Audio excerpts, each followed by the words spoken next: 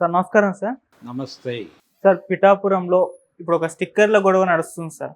ఇటు పవన్ కళ్యాణ్ గారి సపోర్టర్స్, ఆయన అభిమానులు వాళ్ళ వెహికల్స్ పైన పిఠాపురం ఎమ్మెల్యే తాలూకా అని చెప్పేసి రాసుకుంటూ ఒక స్టిక్కర్ అతికిచ్చేసుకుంటున్నారు. ఇటు వంగా గీత వాళ్ళకు పోటీగా వీళ్ళు కూడా డిప్యూటీ సీఎం తాలూకా అని చెప్పేసి ప్రచారం చేసుకుంటున్నారు. ఏ విధంగా చూడొచ్చు అంటారు సార్ వీటిని? అంటే ఫోటోలు వేసుకుంటున్నారు కదా, ఫోటోలు వేసుకుంటే నో ప్రాబ్లం. ఎవరు ఆకాంక్షలు వాళ్ళు 4వ తారీఖు వరకు వాళ్ళ ఆకాంక్షలు బయటకు చెప్పుకోవడంలో తప్పేం లేదు. ఓకే. 4 తర్వాత ఏదైనా తేడా జరిగితే స్టిక్కర్లు మార్చుకుంటారు. ఒకటి మార్చుకోకపోయినా పెద్ద ప్రమాదం ఏం లేదు. తర్వాత మన దేశంలో పర్టికులర్గా మన తెలుగు రాష్ట్రాల్లో కావచ్చు, అంతకంటే ముఖ్యంగా ఆంధ్రప్రదేశ్లో ప్రతి 2 వీలర్కి లేకపోతే 4 వీలర్కి ఏ వెహికల్ అయినా కానీ దానికి కూడా కులం ఉంటుంది. మీకు వెనకాల ఎన్టీ రామారావు గారు చేయి జాచి పిలుస్తున్నట్టుగా ఒక స్టిక్కర్ వేసి ఉంటే అది కమ్మ కులానికి చెందినటువంటి బండి కింద, అది ఏ బండి అయినా కావచ్చు. వంగవీటి మోహన్ రంగా గారి స్టిక్కర్ కనుక ఉంటే అది కాపు బండి కింద, అది కాపు కులానికి చెందినటువంటి బండిగా దాన్ని భావించవచ్చు. ఇలా రకరకాలు యాదవులు కృష్ణుడిది పెడుతున్నారు, కొన్ని సందర్భాల్లో కృష్ణదేవరాయలది పెడుతున్నారు. ఇలా ఎవరి అంటే అంబేద్కర్ది కనుక వేస్తే అది దళిత కులాలకు చెందినటువంటిదని, దానిలో కూడా మళ్ళీ ఒక డివిజన్ జగజీవన్ రామ్ది పెడితే అది మాదిగలదని, ఇలా రకరకాల ప్రతి బండికి కులం ఉంది. అంటే పాత రోజుల్లో నారాయణ రెడ్డి గారి పాట ఒకటి ఉంది, గాలికి కులం ఉంది అని, కర్ణ సినిమాలో. అట్లా ఇక్కడ ప్రతి బండికి కులం ఉంది అనేటువంటి పరిస్థితి ఉంది ఆల్రెడీ. సో ఇప్పుడు దాని కంటిన్యూషన్ అంటే అభిమానాన్ని చాటుకోవటానికి వాళ్ళ బండి మొత్తం ఆ పార్టీ సింబల్స్తో నింపేసి తిరుగుతున్నటువంటి జనాలను కూడా మనం చూసాం. అలాగే ఒంటికి ఆ పార్టీ జెండాయే పెట్టుకుని ఆచ్ఛాదనగా పెట్టుకుని తిరుగుతున్నటువంటి వాళ్ళని చూసాం. నిరంతరం ఆ పార్టీ జెండా వాళ్ళ వెహికల్కి కట్టుకుని తిరుగుతున్న వాళ్ళని చూస్తున్నాం. అంటే ఒక మోటివేషన్ కోసం ఇవన్నీ చేస్తారు. ఇప్పుడు జై శ్రీరామ్ అనేటువంటి నినాదం ఉంది. ఈ నినాదాన్ని చాలా పెద్ద ఎత్తున ప్రమోట్ చేయటం జరుగుతోంది దేశంలో. ఆ ప్రమోట్ చేస్తోంది కూడా గుజరాతీ బనియాలు, రాజస్థానీ మార్వాడీలే చేస్తున్నారు. మొన్న శ్రీరామనవమి సందర్భంగా ఎవరి బండి అయినా ఎక్కడ ఏ సిగ్నల్ దగ్గర వెహికల్స్ ఆగినా కానీ ఆ వెహికల్కి ఫ్లాగ్ లేకపోతే, జై శ్రీరామ్ అనేటువంటి జెండా లేకపోతే వాళ్ళే జెండా ఇచ్చి పెట్టుకోండి బండికి, అలాగే మీ ఇంటి మీద ఎగరేయండి అని ఇంకో జెండా, 2 జెండాలు వాళ్ళే సరఫరా చేశారు. కొన్ని ప్రాంతాల్లో అర్ధరాత్రి 12-1 గంట వరకు ఎంటీగా కనిపించిన ఇళ్ళు తెల్లారుజామున చూస్తే జై శ్రీరామ్ జెండాలతో కళకళలాడాయి. అంటే స్లీపింగ్ సెల్స్ లాగా, అంటే ఉగ్రవాదుల్లో స్లీపర్ సెల్స్ అంటారు. ఈ స్లీపర్ సెల్స్ లాగా కొంతమంది ఇలాంటి యాక్టివిటీలు చాలా బలంగా చేయటం మనం చూడవచ్చు. అలాగే పార్కుల్లో పొద్దున్నే వాకింగ్ చేసేటప్పుడు యాంటీ క్లాక్ వైజ్ డైరెక్షన్లో ఎవరో ఒకళ్ళు ఆ జెండా పట్టుకుని తిరుగుతారు. ఇదొక పైత్యం మనం ఈ మధ్యకాలంలో ప్రతి సిటీలోనూ, ప్రతి టౌన్లోనూ, ప్రతి పల్లెలోనూ కనిపిస్తోంది. ఓకే. ఏదో టైంలో ఇళ్ల మీద ఒక స్టిక్కర్ లాంటిది అక్షరాలు పడిపోతాయి జై శ్రీరామ్ అని. సడన్గా రాత్రి ఉండదు, అది పొద్దున్న చూసేసరికి అక్కడ జై శ్రీరామ్ అని ఒక స్లోగన్ ఉంటుంది. ఇలా పతాకాలు, స్టిక్కర్లు వీటి ద్వారా ఒక భావాన్ని ప్రజల్లోకి ఎక్కించడం అనేది ఒక ప్రోగ్రామ్గా రాజకీయ పార్టీలు నిరంతరాయంగా చేస్తున్నాయి.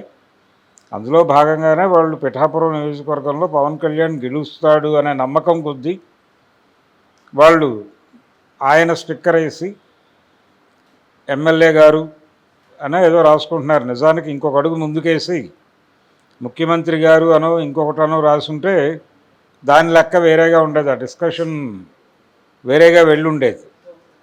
వాళ్ళు చాలా పొలైట్గాను హంబుల్గాను ఎమ్మెల్యే గారు అని వేయటం అనేది బాగానే ఉంది వాతావరణం. వాళ్ళు డిప్యూటీ సీఎం ఆయన అలాగూ అన్నాడు. అంటే పవన్ కళ్యాణ్ గెలిస్తే డిప్యూటీ సీఎం అవుతాడు, మీరు గెలిపిస్తోంది కేవలం ఎమ్మెల్యే అని అనుకోకండి, డిప్యూటీ సీఎంని గెలిపిస్తున్నామనే మూడ్లో ఓటు వేయండి అని చెప్పి అక్కడ ప్రచారం చేసినటువంటి నాయకులందరూ చెప్పారు. అదే ఆ ప్రకారమే జరిగింది. ఆ ప్రకారమే వీళ్ళు కూడా స్టిక్కర్లు వేశారు.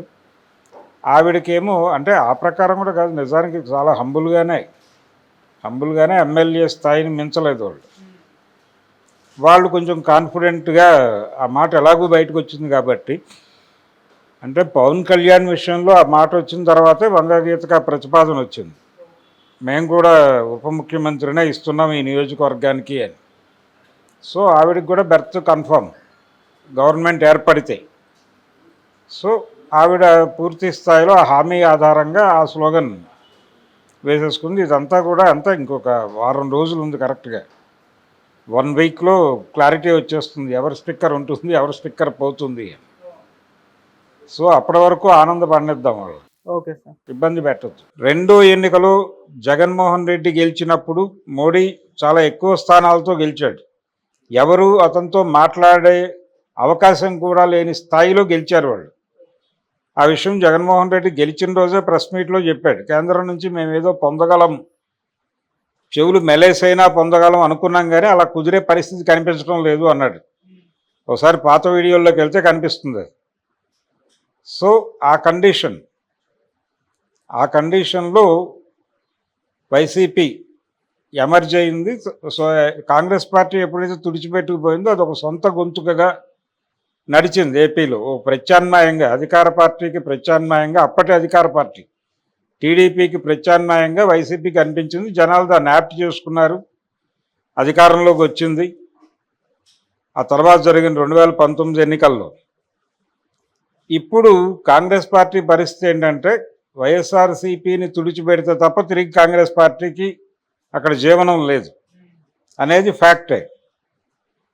అంత మాత్రం చేత వాళ్ళు ఏదో జగన్ని టార్గెట్ చేస్తారనో మరొకటి చేస్తారనో అనుకోవడానికి లేదు.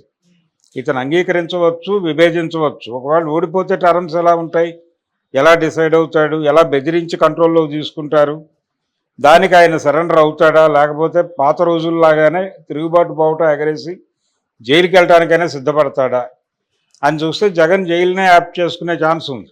ఓకే. ఎందుకంటే వన్స్ ఫర్ ఆల్ ఈ అకౌంట్ సెటిల్ అయిపోతుంది అనే లెక్కలో ఆలోచిస్తాడు అతను. ఇప్పుడు రాజీ పడితే జీవితాంతం రాజీ పడాల్సి ఉంటుంది, ఇప్పుడు తిరగబడితే కొద్ది రోజులు కష్టాలు అనుభవిస్తాం, కానీ తర్వాత మనం వాళ్ళకి సంజాయిషి ఇచ్చుకోవాల్సిన అవసరం ఉండదు, అకౌంట్ క్లియర్ అవుతుంది.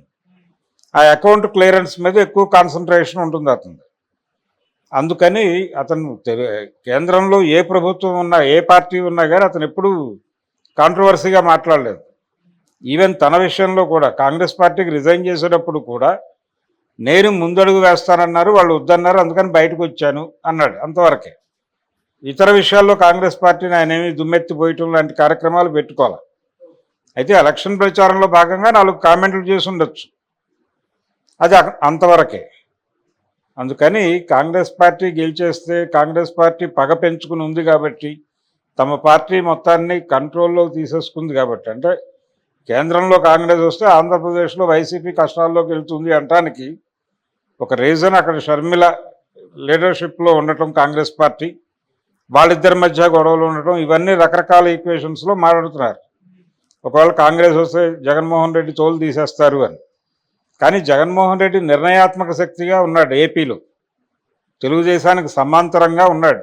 నువ్వా ఏమన్నా అనే పోటీ ఇచ్చిన పార్టీ మీద దాడి చేయటం ద్వారా ఆ ఓటర్ సెక్షన్ మొత్తానికి కూడా వీళ్ళు ఎనిమీస్గా మారుతారు. అందుకని ఆ ప్రమాదం కొని తెచ్చుకోదు కాంగ్రెస్ పార్టీ, ఇప్పుడు కొని తెచ్చుకోదు. కాబట్టి కాంగ్రెస్ పార్టీ గెలిస్తే జగన్మోహన్ రెడ్డిని ఏదో చేసేస్తుంది అనేటువంటి ప్రచారం అయితే జరుగుతుంది, కానీ ఆ పరిస్థితి అయితే ఉండదు డెఫినెట్గా. రెండవది, కేంద్రంలో అధికారంలోకి వచ్చిన ఇమ్మీడియట్గా ఇలాంటి క్రమశిక్షణా చర్యలు అనే పేరుతో ఒక రకమైన ప్రతీకార దాడులు చేస్తే దాన్ని యాక్సెప్ట్ చేసే పరిస్థితుల్లో జనాలు కూడా ఉండరు. అందుకని జగన్మోహన్ రెడ్డి మీద ఇమ్మీడియట్గా ఏదో అటాక్ ఉంటుంది అనేది భ్రమ. వాళ్ళు కాకపోతే కొంత వేధింపులకు గురి చేయొచ్చు, కంట్రోల్ చేసే ప్రయత్నం చేయొచ్చు, ఇలాంటివి జరిగితే సరెండర్ చేసుకోవడానికి పన్నేటువంటి వ్యూహాలు అవి. అది అంతవరకే నడుస్తుంది తప్ప జగన్మోహన్ రెడ్డికి వచ్చిన ఇబ్బందులు, తలకాయ నొప్పులు ఏం లేవు, సజావుగానే నడిచి. Thank you so much. Thank you.